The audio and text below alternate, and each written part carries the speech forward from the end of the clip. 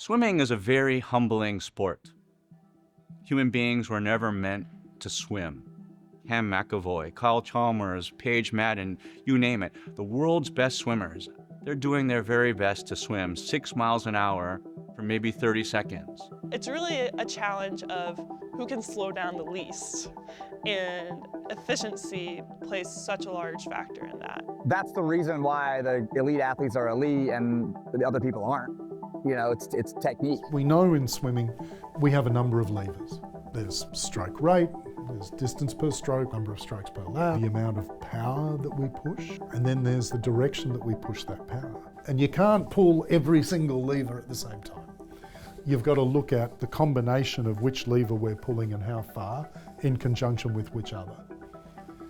And you can't work that out without data.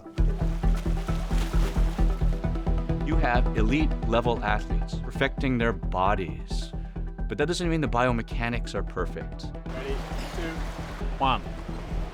It's not about training harder than I've ever trained before, it's about training smarter. I know that I can swim faster than I've ever swum, and it's by refining my technique. It takes time and it takes practice, but also it takes analysis. Underwater cameras, accelerometers, and now EO Swim Better.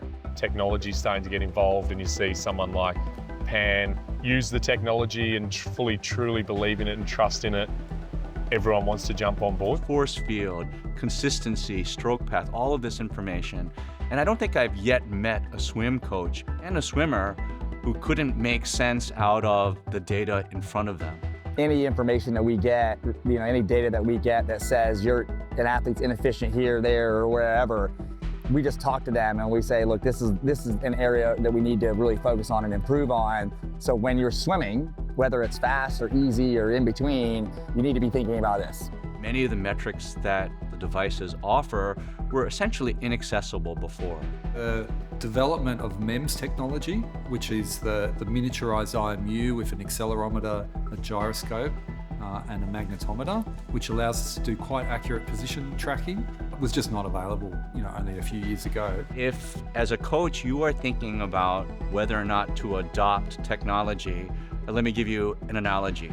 We had Paige swim race simulations with the handsets, with Division I male distance swimmers wearing fins on her right and left. And I fed them splits. I fed the boys splits, and we asked Paige to respond as if it was the race that mattered. As the numbers show, she thought she was going faster, but the reality is, for a brief period of time, she went faster, but it broke her stroke. It broke her efficiency. We explained to her this tendency, and I think the results speak for themselves. After being a medalist in Tokyo, she went 19 seconds faster in an 800 metres. For an athlete who's already an Olympic medalist, improving by 2 seconds per 100 metres in that 14-month period of using the handsets is pretty ridiculous. The quotes from guys like Pan Zhanli, who won the 100 metres, when people were trying to put pressure on him, this must be drug-induced.